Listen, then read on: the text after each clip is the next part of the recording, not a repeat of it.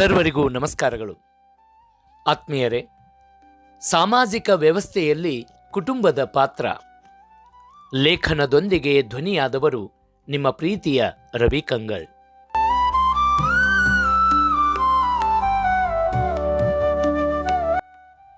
ವಸುದೈವ ಕುಟುಂಬಕಂ, ಇಡೀ ವಿಶ್ವವೇ ಒಂದು ಕುಟುಂಬ ಎಂಬ ಈ ಮಾತು ಮಹಾ ಉಪನಿಷತ್ತಿನಂತಹ ಪ್ರಾಚೀನ ಹಿಂದೂ ಗ್ರಂಥಗಳಲ್ಲಿ ಕಾಣುವ ಘನತತ್ವವಾಗಿದ್ದು, ಎಲ್ಲ ಮಾನವರು ಪರಸ್ಪರ ಸಂಬಂಧ ಹೊಂದುತ್ತಾ ವಿಶ್ವದ ಎಲ್ಲ ಜೀವಿಗಳೊಂದಿಗೆ ಏಕತೆ, ಸಹೋದರತ್ವ ಮತ್ತು ಸಹಾನುಭೂತಿಯಿಂದ ಬದುಕಬೇಕು ಎಂದು ಸಾರುತ್ತದೆ. ಈ ತತ್ವವನ್ನು ಭಾರತದ ಸಂಸತ್ತಿನ ಪ್ರವೇಶ ದ್ವಾರದಲ್ಲಿ ಕೆತ್ತಲಾಗಿದ್ದು ತುಂಬ ವಿಶೇಷವಾಗಿದೆ. ಇತ್ತೀಚೆಗೆ ನಾವೆಲ್ಲ ಕರ್ನಾಟಕ ಸಾರಿಗೆ ಸಂಸ್ಥೆಯ ಬಸ್ಸುಗಳಲ್ಲಿ ಪ್ರಾಣಿಗಳ ಮೇಲೆ ದಯೆ ತೋರಿ, ಬಿ ಕೈಂಡ್ ಟು ಅನಿಮಲ್ಸ್ ಎಂಬ ಘೋಷಣೆಯನ್ನು ಕಾಣುತ್ತಿದ್ದೇವೆ. ಇದು ಕರ್ನಾಟಕ ಸೇರಿದಂತೆ ಭಾರತೀಯ ಸಾರ್ವಜನಿಕ ಸಾರಿಗೆಯಲ್ಲಿ ಕಡ್ಡಾಯವಾಗಿರುವ ಘೋಷಣೆಯಾಗಿದೆ. ಇದು ಕೂಡ ಸಾರ್ವಜನಿಕರಲ್ಲಿ ಜಾಗೃತಿ ಮತ್ತು ಮಾನವೀಯ ಮೌಲ್ಯಗಳನ್ನು ಉತ್ತೇಜಿಸುವ ಮೂಲಕ ಎಲ್ಲ ಜೀವಿಗಳ ಬಗ್ಗೆ ಕರುಣೆ ಮತ್ತು ರಸ್ತೆ ಸುರಕ್ಷತೆಯ ಮಹತ್ವವನ್ನು ತಿಳಿಸುತ್ತಾ ಇಡೀ ವಿಶ್ವವೇ ನಮ್ಮ ಕುಟುಂಬ ಎಂದು ಸಾರುತ್ತಿದೆ.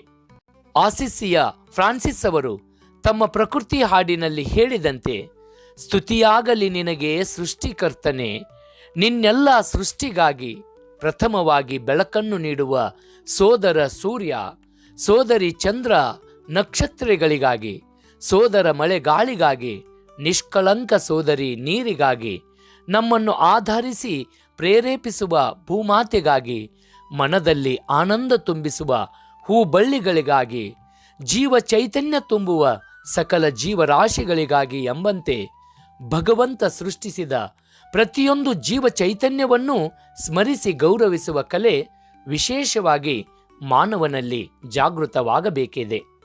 ಒಂದು ಕಾಲದಲ್ಲಿ ವಸುಂಧರೆ ನೀನೆಷ್ಟು ಸುಂದರಿ ಎನ್ನುತ್ತಿದ್ದ ಭೂಮಿಯು ಇಂದು ಮನುಷ್ಯನ ಕಾಲಚಕ್ರದಲ್ಲಿ ಸಿಲುಗಿ ವಸುಂಧರೆ ನೀನೇನಾ ಆ ಸುಂದರಿ ಎಂದು ಕೇಳುವಂತೆ ವಿರೂಪಗೊಳಿಸಿದ್ದಾನೆ. ಪ್ರಕೃತಿ ವಿಕೋಪಗಳು, ಅತಿವೃಷ್ಟಿ, ಅನಾವೃಷ್ಟಿ, ಜಾಗತಿಕ ತಾಪಮಾನದ ಏರಿಕೆ ಇಳಿಕೆ, ಹಾಗೆ ಕಂಡು ಕೇಳರಿಯದ ರೋಗ ರುಜಿನಗಳು, ಯುದ್ಧಗಳು, ಆಘಾತಗಳು ನಿರಂತರವಾಗಿ ಎರಗಿ ಮನುಷ್ಯನ ಹುಟ್ಟಡಗಿಸಲು ಸಂಚು ಹಾಕಿ ಕುಳಿತಿವೆ. ಮಳೆ ಇಲ್ಲದೆ ಕೃಷಿ ಇಲ್ಲ, ಕೃಷಿ ಇಲ್ಲದೆ ಬೆಳೆ ಇಲ್ಲ, ಬೆಳೆ ಇಲ್ಲದೆ ಆಹಾರವಿಲ್ಲ, ಆಹಾರವಿಲ್ಲದೆ ಆರೋಗ್ಯವಿಲ್ಲ, ಆರೋಗ್ಯವಿಲ್ಲದೆ ಜೀವವಿಲ್ಲ, ಜೀವವಿಲ್ಲದೆ ಮನುಷ್ಯನಿಲ್ಲ. ಹಾಗಾಗಿ ಮನುಷ್ಯ ಆದಷ್ಟು ಬೇಗನೆ ಎಚ್ಚೆತ್ತುಕೊಂಡು ಈ ಲೋಕವೆಂಬ ಕುಟುಂಬವನ್ನು ತನ್ನ ಅಸೀಮ ಪ್ರೀತಿಯ ಬಾಹುಗಳಿಂದ ಅಪ್ಪಿಕೊಂಡು ಜೀವ ಜಗತ್ತಿನ ನಿಯಾಮಕಗಳನ್ನು ಪಾಲಿಸುವುದು ಇಂದಿನ ತುರ್ತು ಅಗತ್ಯವಾಗಿದೆ. ಈ ಹಿನ್ನೆಲೆಯಲ್ಲಿ ಪ್ರತಿಯೋರ್ವ ವ್ಯಕ್ತಿ ಮತ್ತು ಸಮಾಜವನ್ನು ಒಂದೆಡೆ ಕೇಂದ್ರೀಕರಿಸುವ ಕೌಟುಂಬಿಕ ವ್ಯವಸ್ಥೆಯ ಹೂಬಳ್ಳಿಯಲ್ಲಿ ಮೊಗ್ಗಾಗಿ ಅರಳುತ್ತಿರುವ ಮಕ್ಕಳಿಗೆಲ್ಲ ವಿಶ್ವ ಕುಟುಂಬದ ಪರಿಕಲ್ಪನೆಯನ್ನು ಕಟ್ಟಿಕೊಡಬೇಕಾಗಿದೆ. ಕುಟುಂಬವು ಕೇವಲ ಒಟ್ಟಿಗೆ ವಾಸಿಸುವ ಜನರ ಗುಂಪಲ್ಲ, ಬದಲಿಗೆ ಅದೊಂದು ಪರಸ್ಪರ ಆಳವಾದ ಬಾಂಧವ್ಯ ಮತ್ತು ಜವಾಬ್ದಾರಿಗಳನ್ನು ಹಂಚಿಕೊಳ್ಳುವ ಒಂದು ಸಂಬಂಧಗಳ ಜಾಲವಾಗಿದೆ. ಒಂದು ಕುಟುಂಬವು ರಕ್ತ ಸಂಬಂಧ, ಹೊಂದಾಣಿಕೆ, ಪರಸ್ಪರ ಸಾಮರಸ್ಯದಿಂದ ಮಕ್ಕಳಲ್ಲಿ ಸಾಮಾಜಿಕ ಜವಾಬ್ದಾರಿಗಳನ್ನು ಬಿತ್ತುವ ಫಲವಂತಿಕೆಯಾಗಿದೆ. ಬಿತ್ತಿದಂತೆ ಬೆಳೆಯೆಂಬ ಸಾಮಾಜಿಕ ವ್ಯವಸ್ಥೆಯ ಕೈಗನ್ನಡಿಯಾಗಿದೆ. ಬಹುಶಃ ಕುಟುಂಬವೆಂಬ ಪರಿಕಲ್ಪನೆ ಇಲ್ಲದಿದ್ದರೆ ಈ ಇಡೀ ಜಗತ್ತನ್ನು ಊಹಿಸಲೇ ಅಸಾಧ್ಯವಾಗುತ್ತಿತ್ತು. ಅಷ್ಟರ ಮಟ್ಟಿಗೆ ಕುಟುಂಬದ ಅಗತ್ಯ ನಮ್ಮ ವಿಶ್ವಕ್ಕೆ ಇದೆ. ಮುಂದೆ ಕೂಡ ಜಗತ್ತು ಶಾಂತಿ ಸಂಯಮದ ಹಾದಿಯಲ್ಲಿ ಸಾಗಬೇಕಿದ್ದರೆ ಅದಕ್ಕೆ ಕುಟುಂಬದ ತಳಪಾಯ ಅತಿ ಅಗತ್ಯವಾಗಿದೆ. ಇಷ್ಟೊಂದು ಮೌಲ್ಯಗಳಿರುವ ಈ ಕುಟುಂಬ ಎಂಬ ಪರಿಕಲ್ಪನೆಗಾಗಿಯೇ ಒಂದು ದಿನವಿದೆ ಎಂಬುದು ಈ ಹೊಸ ವರ್ಷದ ಸಂಭ್ರಮಾಚರಣೆಯ ಗುಂಗಿನಲ್ಲಿರುವ ನಮಗೆಲ್ಲ ತಿಳಿದಿರಲಿಕ್ಕಿಲ್ಲ. ಹೊಸ ವರ್ಷವನ್ನು ಸಕಾರಾತ್ಮಕವಾಗಿ ಪ್ರಾರಂಭಿಸಲು, ಹಾಗೆ ಜನರಲ್ಲಿ ಶಾಂತಿ, ಪ್ರೀತಿ ಮತ್ತು ಏಕತೆಯನ್ನು ಉತ್ತೇಜಿಸಲು ಪ್ರತಿ ವರ್ಷ ಜನವರಿ 1ರಂದು ಜಾಗತಿಕ ಕುಟುಂಬ ದಿನವನ್ನು ಆಚರಿಸಲಾಗುತ್ತಿದೆ.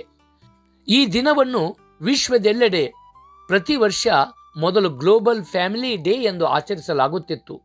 ದಶಕದ ಹಿಂದೆ ಈ ದಿನವನ್ನು ವಿಶ್ವಸಂಸ್ಥೆಯು ಡೇ ಆಫ್ ಪೀಸ್ ಎಂದು ಆಚರಿಸುತ್ತಿತ್ತು. ಈಗ ಇದನ್ನು ವಿಶ್ವ ಕುಟುಂಬ ದಿನವನ್ನಾಗಿ ಆಚರಿಸುವ ಪರಿಪಾಠ ಬೆಳೆದು ಬಂದಿದೆ.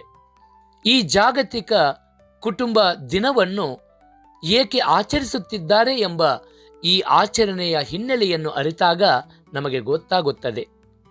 ಗ್ಲೋಬಲ್ ಡೇ ಆಫ್ ಫ್ಯಾಮಿಲೀಸ್ ತನ್ನ ಮೂಲವನ್ನು 2 ಪುಸ್ತಕದಲ್ಲಿ ಹೊಂದಿದ್ದು, ಮೊದಲನೆಯದು ಒನ್ ಡೇ ಇನ್ ಪೀಸ್. ಇದು 1996ರಲ್ಲಿ ಅಮೆರಿಕನ್ ಲೇಖಕರಾದ ಸ್ಟೀವ್ ಡೈಮಂಡ್ ಮತ್ತು ರಾಬರ್ಟ್ ಅಲನ್ ಸಿಲ್ವರ್ಸೈನ್ ಅವರು ಮಕ್ಕಳಿಗಾಗಿ ಬರೆದಿದ್ದಾರೆ. ಹಾಗೆ ಇನ್ನೊಂದು ಪುಸ್ತಕವು 1998ರ ಯುಟೋಪಿಯನ್ ಕಾದಂಬರಿ tree island, A novel for the new millennium. ಇದು ಅಮೆರಿಕಾದ ಶಾಂತಿ ಕಾರ್ಯಕರ್ತೆ ಮತ್ತು ಲೇಖಕಿ ಲಿಂಡಾ ಗ್ರೋವ್ ಅವರ ಪುಸ್ತಕವಾಗಿದೆ. ಈ ಪುಸ್ತಕಗಳ ವಿಚಾರಗಳ ಆಧಾರದ ಮೇಲೆ 1997ರಲ್ಲಿ ವಿಶ್ವಸಂಸ್ಥೆಯ ಸಾಮಾನ್ಯ ಸಭೆಯು ಜನವರಿ 1 ಶಾಂತಿಯ ದಿನವೆಂದು ಘೋಷಿಸುತ್ತದೆ. 1999ರಲ್ಲಿ ವಿಶ್ವಸಂಸ್ಥೆ ಮತ್ತು ಅದರ ಸದಸ್ಯ ರಾಷ್ಟ್ರಗಳು ಮೊದಲ ಬಾರಿಗೆ ಜಾಗತಿಕ ಕುಟುಂಬಗಳ ದಿನವನ್ನು ಆಚರಿಸಿದವು. ಈ ದಿನದ ಯಶಸ್ಸನ್ನು ನೋಡಿ 2001ರಲ್ಲಿ ವಿಶ್ವಸಂಸ್ಥೆಯ ಸಾಮಾನ್ಯ ಸಭೆಯು ಈ ದಿನವನ್ನು ವಾರ್ಷಿಕ ಕಾರ್ಯಕ್ರಮವಾಗಿ ಸ್ಥಾಪಿಸಿತು. ಅಂದಿನಿಂದ ಪ್ರತಿ ವರ್ಷ ಜನವರಿ 1 ವಿಶ್ವ ಕುಟುಂಬ ದಿನವನ್ನಾಗಿ ಜಗತ್ತಿನೆಲ್ಲೆಡೆ ಆಚರಿಸಲಾಗುತ್ತಿದೆ.